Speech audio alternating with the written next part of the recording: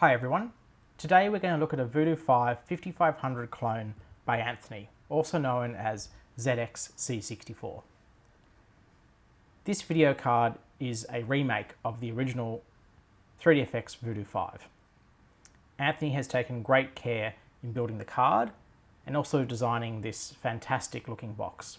It is really very reminiscent of the old Voodoo 5 5500 box.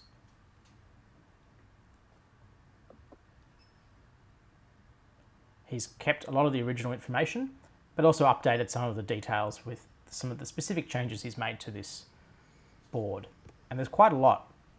So we're going to go over that today and have a little look at the box and look at the board. The Changeling AGP has a number of features that are really, really fantastic.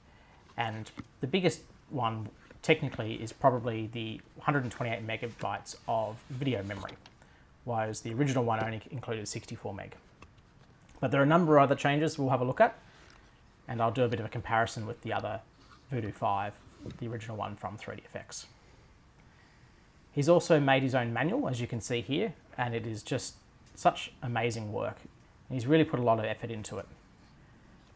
The manual is in a similar style to the old 3DFX manual, but he's added a few new things in it, including information about the HDMI support provided by an SLI 164 chip. There's also a jumper in there to change from 64 meg or 128 meg. The original Voodoo 5 only included 64 meg, which effectively was 32 meg split between the two VSA 100 chips. The way this works is it increases the memory bandwidth, but it doesn't increase the available VRAM.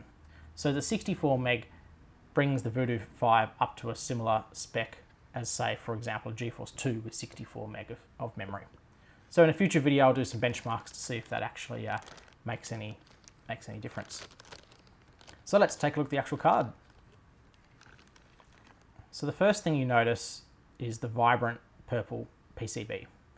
It's just fantastic. It really stands out compared to the original 3DFX green. You can see we've got VGA, HDMI and DVI-D. So that's a really nice upgrade to support LCD monitors. The original Voodoo 5 did not include digital output, although the Mac version did have DVI. You can see that we've got a jumper in the top left to switch between 64 meg and 128 meg. And it's now got a PCIe style power connector, replacing the Molex connector that was seen on the original. The AGP support has also been upgraded. While it's still only 2x support, it now supports 1.5 volts. And that's a really nice upgrade, meaning that you can use it in newer motherboards. On the back, you can see we've got some really nice logos, including the 3DFX logo and Anthony's Changeling logo. So let's have a look at it compared to the original.